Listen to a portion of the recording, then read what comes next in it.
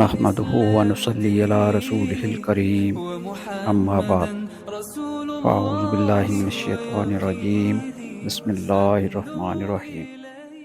آج کی ویڈیو میں ہم والدین کے مقام اور ان کی عزت کے حوالے سے چند عام احادیث کا ذکر کریں گے۔ کیا آپ جانتے ہیں کہ ماں کی فضیلت اسلام میں کتنی بلند ہے، اور کیا جہاد سے بھی پہلے والدین کی خدمت ضروری ہے؟ آئیے ان سوالات کے جوابات جاننے کے لیے حدیث نبوی صلی اللہ علیہ وسلم کا مطالعہ کرتے ہیں۔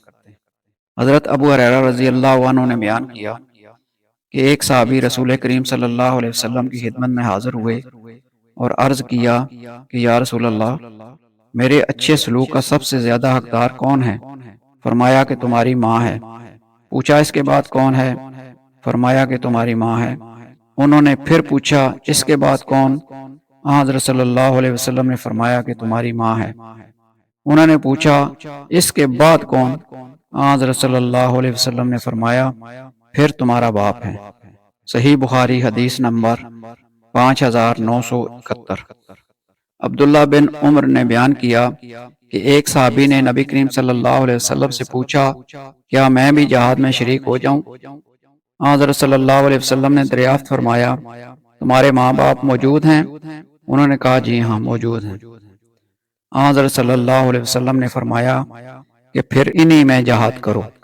صحیح بخاری حدیث نمبر 5972۔ حضرت عبداللہ بن عمر رضی اللہ عنہما نے بیان کیا کہ رسول اللہ صلی اللہ علیہ وسلم نے فرمایا یقیناً سب سے بڑے گناہوں میں سے یہ ہے کہ کوئی شخص اپنے والدین پر لعنت بھیجے۔ پوچھا گیا یا رسول اللہ، کوئی شخص اپنے ہی والدین پر کیسے لعنت بھیجے گا؟ حضرت صلی اللہ علیہ وسلم نے فرمایا کہ وہ شخص دوسرے کے باپ کو برا کہے گا تو دوسرا بھی اس کے باپ کو اور اس کی ماں کو برا بھلا کہے گا۔ صحیح بخاری حدیث نمبر 5973۔ ویڈیو دیکھنے کا شکریہ۔ ہمیں یاد رکھنا چاہیے کہ والدین کی خدمت دین کا ایک اہم حصہ ہے اور ان کی عزت کرنا ہماری ذمہ داری ہے۔ آخر میں اللہ سے دعا ہے کہ ہمیں والدین کی عزت اور خدمت کرنے کی توفیق عطا فرمائے، آمین یا رب العالمین۔ اللہ تعالی ہمیں دین کی صحیح سمجھ عطا فرمائے اور عمل کی توفیق دے، آمین۔